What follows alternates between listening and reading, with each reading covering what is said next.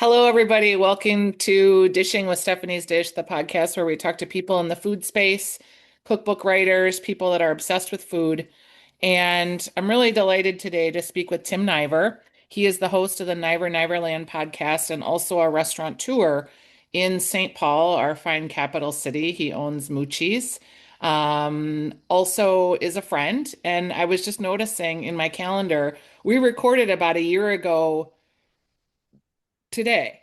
Yeah, It well, was I know we recorded before. I don't remember the date, but I'm glad to be back on. It's a good time to talk about things. Yeah, and I'm going to release this podcast on Friday, so it'll be timely. Moving it up in my schedule because we have been under extreme stress as restaurateurs and people in the hospitality industry basically for the last 2 months, but really increasingly in the last 2 weeks as ICE agents, 3,000 of them have started roaming the streets of both Minneapolis and St. Paul and our Hmm. surrounding suburbs and towns, asking people for papers, uh, going into restaurants, stopping cars on the road, doing traffic enforcement type stops, going to people's homes, taking children as little as 2 and 5 years old. And unfortunately, these actions have resulted in the shooting of Renee Good. Also, over the weekend on Saturday, the shooting of Alex Preddy. And it is so interesting. I was on the air live with my radio partner, Stephanie March, on Saturday morning when the second shooting happened, which technically is the third shooting because there was another one where someone was shot in the leg in their house defending themselves with a shovel, and a broom. What I just am so wanting people to hear from Minneapolis and St. Paul and Minnesota in general is that the actions that are happening here, A, are not legal, B, are not law enforcement, and C, are creating so much harm to a community that has been trying to recover for the last 5 years since the COVID pandemic. And I'm so, uh, it's always restaurants. We're the canary in the coal mine, right? I'm listening, and it's hard to refute anything you said. Number one, restaurants are involved in particular in moments of social change. We're involved in helping support, care for um, the community at large as a product of them supporting and caring for us at large. Um, it's a debt that we want to owe to the community, but there's a lot of pressure to act, um, and it's not always an easy decision because we're business people in this state, business feels insignificant altogether. Um, and then to continue to participate appropriately in whatever way you can is, I think, ultimately where we all need to be. Whatever we can do, whatever you feel like you want to do, that should be enough for people. But there's a lot of expectation. It's fascinating too, because when I say that restaurants are the canary in the coal mine, I feel like when these situations happen or civil unrest happens or starts to unfold, we see it in the restaurant community because it is communal spaces.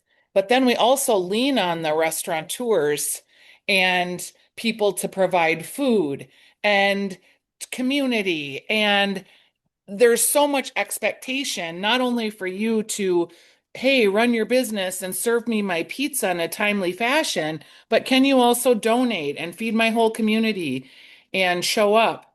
And it's so Yes, amazing because you guys yes, do. yes. You do. You continue We to. do it despite being able to. because you are hospitalitarians in your heart, like Yeah. that is why you stay in this business. It is a level of service and Yeah, leadership. yeah. Yeah, I just think it's a matter of care, which is what we innately provide.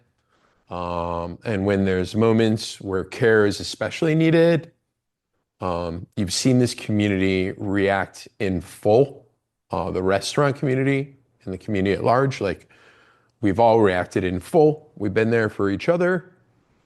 It's inspiring. It is Um, inspiring and it's you have ongoing. to, yeah, it's ongoing. It's an economic occupation as well. It completely affects and dampens any kind of feelings of joy. The way you might want to express yourself on a birthday feels different. The way you want to express yourself on an anniversary might feel different. Things that we celebrate, that we as restaurateurs try to preserve. Um, Now we're changing our language to when you walk in, it's not how you doing. It's it's really nice to have you here. Uh, Even the things we say prompting, it's not it's diskompassionate perhaps to ask somebody how they're doing right now. So we're talking to each other in a whole new language based on how things feel. It's pervasive on all levels. But we have to persist, right? We have to, as a business, even though it feels insignificant in the moment, you have to persist. You have to do the things through austerity or what have you to understand clearly what you're able to support and give. And then on the inside, you have to make the decision about folks who um, need every single hour of work that they get per week to stay afloat. Um, Many restaurants are the same way. Um, and so, this kind of doubles down on a time that is not normally busy. It's a huge multiplier effect. It's like 20 below in January and has been for about a week in the Twin Yes. Cities with another potential week ahead. All right. And, it does keep people in the suburbs. That interaction between the inner parts of the city, it becomes a more of a bubble. So, and understanding security, it's true. Like, I get it. These are all real things. Overall, it's a big pill to swallow. And the weight is getting really heavy. The reason I think you're uniquely qualified to speak to me today is I want people to know that in 2025, you were the James Beard semifinalist for Outstanding Hospitality. And you are known in our community for providing great food, great service, but your whole being and your whole approach to care and hospitality within the confines of our restaurant's four walls is what you've really done your entire career. And you've mentioned that Thank you. that looks like it has to change. It has to be modernized in light of the times and the moments that we find ourselves in. Yeah. Yeah, yeah. We began to lead more with compassion after George Floyd and COVID, trying to understand, there's also a lot of um, strengthened worker rights. A lot of things have been changing over the years and in good fashion, but also I guess the thing that we try to do is just stay with it. We've been through some of these similar feelings before. They're triggering. Thank you And for saying honest, that because I do think that is a uniquely Minnesota thing yeah. in that 5 years ago when the George Floyd murder happened and well the lockdowns were first and then the George Floyd murder, like when I hear a helicopter, I feel very anxious. I Oh, feel absolutely. like a trauma of what is happening. I'm heightened, I'm scared, I'm looking around, I'm wondering if there's some breaking news. It's hard to describe that to people who haven't lived under that complete fear of what's next. Yeah. And in many parts of the world, they live like that every day. And also Um, true, yeah. And um, oh gosh, but we certainly do gain a perspective that nobody else could have. It also provided ample levels of already set types of organizations in times of need. People had done this before. yeah, and it Um, mobilized quick how fast people. well, we're all trying to protect somebody here. We're all trying to protect somebody. So I really feel like having had experience like that, you have a new generation of restaurateurs and thinkers like Rectangle Pizza. They lead with love, but they'll fight for it. Um, just uh, such heart and fearlessness. That's fearlessness. Mhm. I don't contain that. I don't contain that. Thank Uh, God they do. Thank God they do. You know, yeah, and just they're thrust into it too, like being where they are. to give But some context, Rectangle Pizza put out a mutual aid fund, and I think they raised at last count over $100,000 of over two I believe it's over two.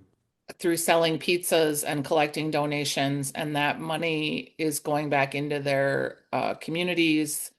And we've seen a lot of that. These mutual Yeah. aid funds that people have just started on their own has been And then they really, were visited the following day after they did that by ICE too, perhaps recognizing that they were part of some resistance by helping take care of people. And, it just, how is that imaginable? what do you, uh, it's hard to describe the, it's hard to describe the impact that the diverse population and immigrant population has had on the restaurant business as a whole. I think some people believe that everyone who works in a restaurant that is a black or a brown person is somehow an illegal person. And it's ignorant, and I'm not sure people fully know, but there is this sort of idea too, like, well, these owners are employing these people without papers, and we're just getting the bad guys. You've been in this industry a long time. This industry is made up of a lot of people. Yeah, yeah. Honestly, you hire somebody, you have to do the paperwork. That's the only way they can get paid. And I am not an ID expert. I do not run this through some sort of machine that tells me exactly where the documents are. We've been very, very fortunate just for a matter of retention that we've done so little hiring it made Mucci's in particular, but in general, that it's just part of the first day packet. But you have to take care of it. It's immensely important to the infrastructure of a business to be organized in such a way. And still mistakes can be made, but for me in particular, it's never a question. It's like you have to have this to work. It's so easy. Either you do or you don't.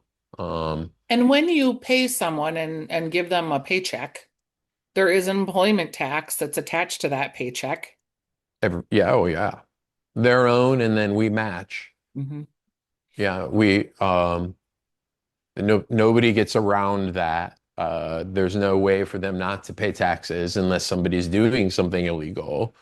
Um, but everybody's got to do the same paperwork. They get the same I-9, W-4, and W-2 at the end of the year. It's all stated. That doesn't make somebody legal. Either.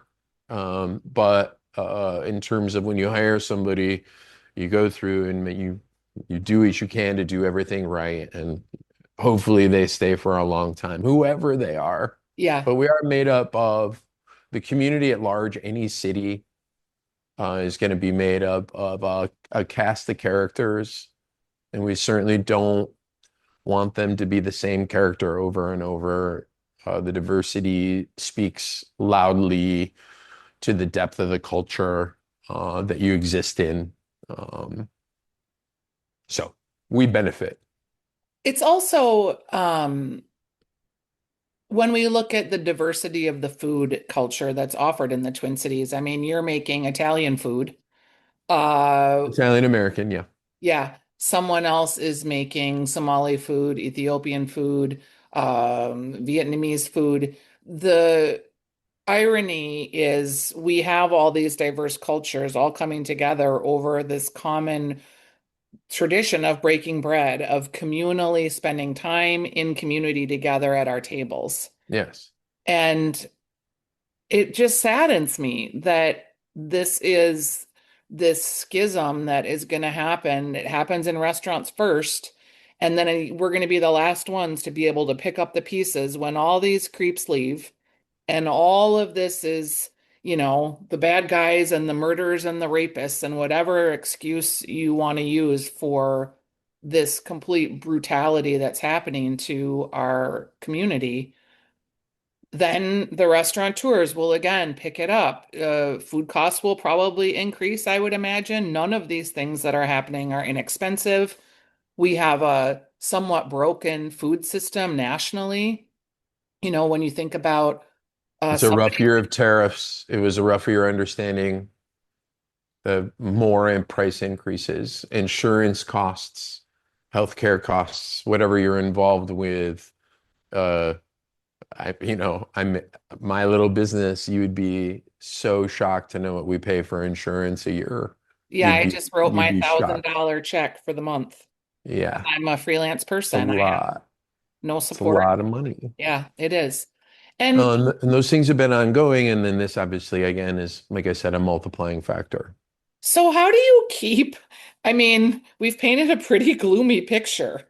So, how do you keep waking up every day and coming into your restaurant and finding joy? Because I think a couple of months in and 2 weeks of really acute persecution here, people are feeling really beleaguered.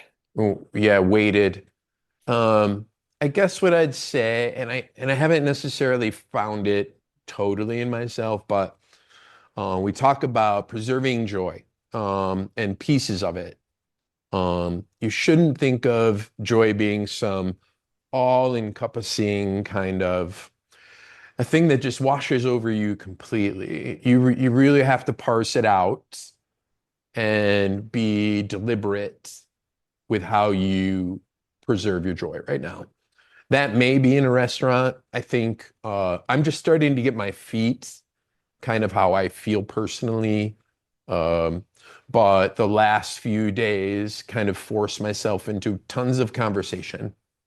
Um, Even though that doesn't always feel comfortable, I feel like staying at home. So I think that conversation, there's maybe you're commiserating or whatever, but there is a unity when you don't hole up, when you don't sacrifice joy because of it feels wrong in this time. I do believe, my message to anybody would be is, and I am intent on this, is just where you see joy, like stop and engage with it and or force it and make sure that you're trying anyway. Get out. Go where you want to go. It doesn't have to be Mucci's. It doesn't that's not it. But that's part of it too. Hey, we're giving a lot of money, other not just restaurants. People are giving a lot of money and resource to feeding people or staying safe or doing what they need to do right now. I mean, I understand dining out may not be your priority, but preserving a little bit of joy, if you could consider that, uh, I think there's a little tiny pot of gold, right? Um, I thought I would start out this year talking about like food trends Hmm. because I Yeah. love to talk about food trends. It's like one of my How favorite silly. things to talk about. But that feels a little like we're not doing that today. Um, how are your colleagues feeling? Like you have a unique ability because you have people on your podcast, you are behind the scenes in the hospitality business. How are your colleagues doing? Beleaguered. beleaguered. Same boat. Uh, the tides are out. Um, it's not, and saying that is unattractive. I get it. Like saying that things are hard is kind of an unattractive thing or unhospitable thing, but we're all feeling it. It's kind of hard anyway. I'm empathic, so like I'm just like sponging energy, and it's really hard to like, continue to hear it. Yeah. I also Um, I also think um something that has come to me over the years of working in this business is we think about artists and musicians as these very creative beings, right? And their art is their song or their poem or their story. And what I have learned in this business is that my fellow hospitality people are also artists. It is the food that they are Mhm. putting on the plate. It is the care with which they are putting there. It is the farmer who's growing his heirloom seed to get that tomato to bring to you to make that perfect Yeah. caprese salad.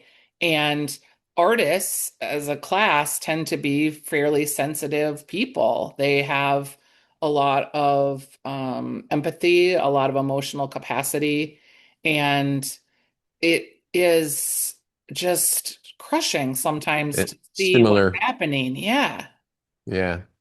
Hey, going back just a bit to the last piece about joy, a story, I got reminded of something after I said my bit. Last week, earlier last week, like Tuesday, before anything happened with Alex Preddy, I was at the door. A father and son walked in the door, and I'm at the host stand, and I see that they have a birthday designation. And I'm like, hey, welcome in. I see one of you is having a birthday today. And they both kind of stopped in their tracks.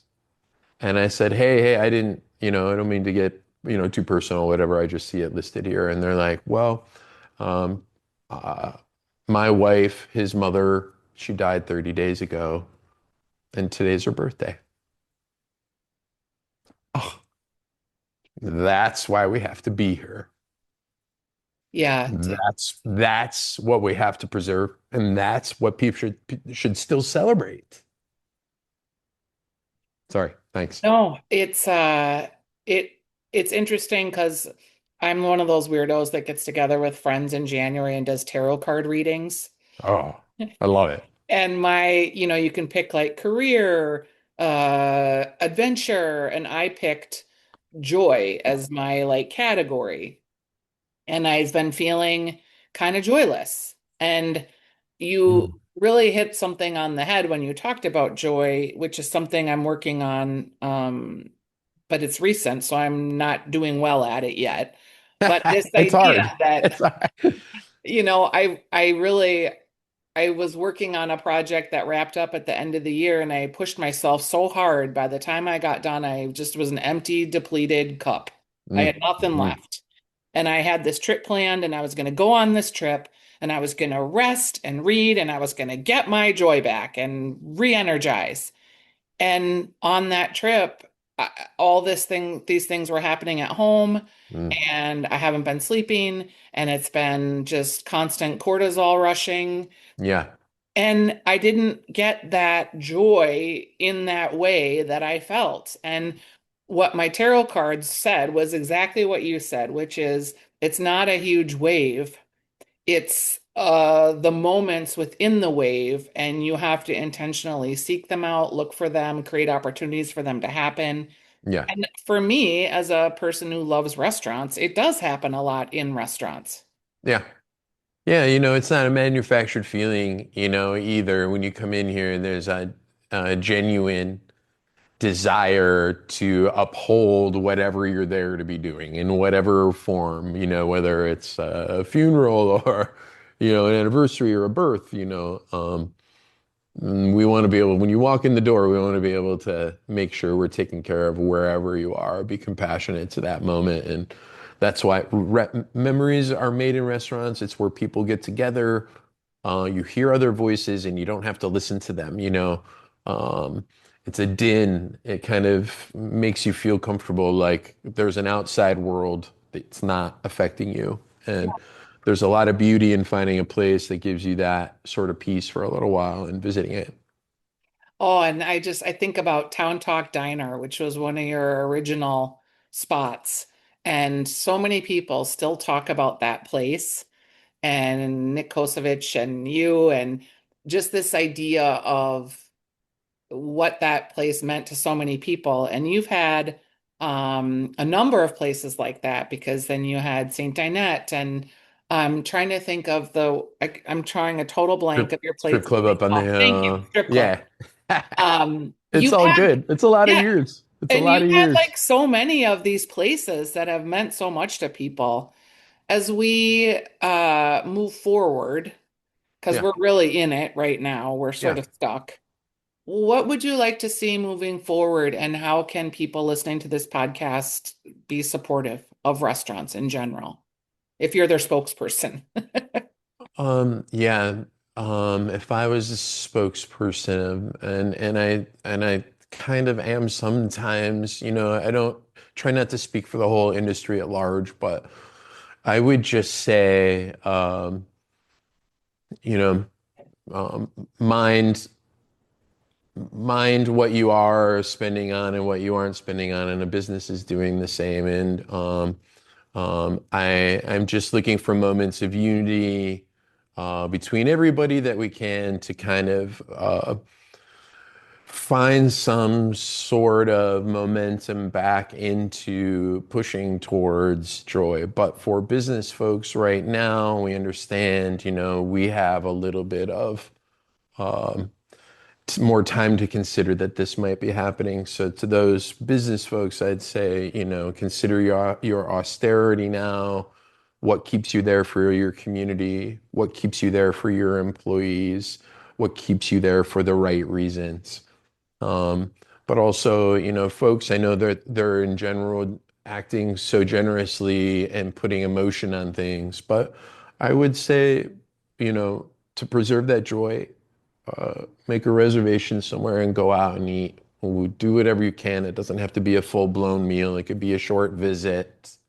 It could be go in and have a drink and hug the person you really like there. Um, but I think you have to uh, kind of get everybody working in the space that yes, there may be some time here for operators, but also for folks that are out there feeling a lot of different ways that there is a lot to be said for visiting and being out in your community. And it's not a feel-full place all the time. And, um, p restaurants and businesses need you um, to continue to visit. It's really that important. And that's all there is. It's a business that's in service of others. And without them, it's hard to continue. And it feels so much better to after ruminating in my house for days.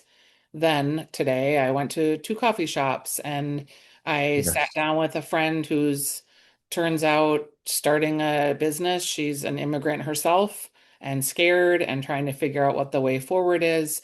Just spending time hearing her concerns, Yes. introducing her to some new people that maybe she hadn't thought about that might be resources. Yes. I just Expanding feel, your community yeah. and yeah, expanding your community and And bringing people in. And we have so many young people. Like, I mean, we've been around the block. We're Sage and Oh no, the youngs are really strong here. You can see it in their dedication to their craft. You can see it in the dedication to their employees. You can see it in their dedication in whatever way they were able to show solidarity during a day of strike. It's really insanely cool group of people we're hoping for, rooting for, for sure. desirous of their success. I mean, Yes, that's what we want.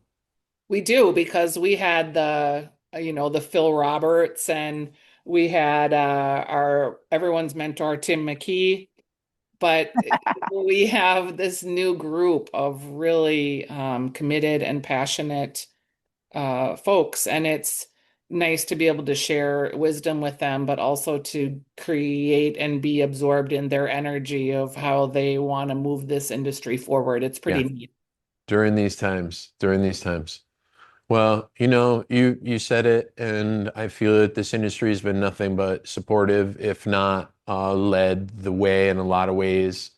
I'm proud to be a part of it. I would like to do just what I do, um, but I understand that times are different, and we all need to stand up and in the way that we need to stand up, but we Mhm. do need to stand up and show And it's different for ourselves. everyone.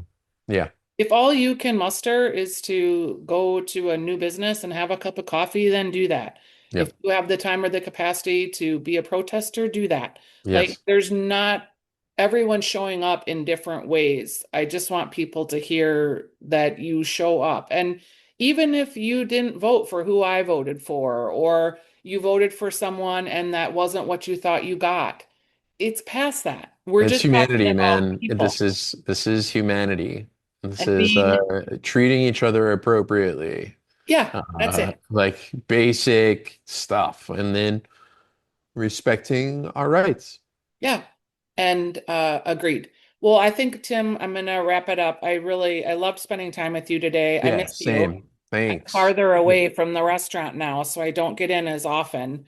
But We're here anyway. We're here. And yeah, I you do. feel us. You feel us. I do, and I really appreciate the leadership, also the respect that you have garnished in this community and the leadership that you provide for other restaurateurs, and I'll just keep the trying to ability. earn it. I'll keep trying to earn it. Yeah, you do every day. And just the ability to be able to hear your story and to help people understand what it feels like on the ground as Yeah. a small business person who's just trying to keep their people employed, their family fed, Yeah. and our Make her state go. moving. Yeah, exactly. Thanks, Tim. Yeah, my pleasure always. Okay, we'll talk to you soon. Thank you. Okay, bye-bye.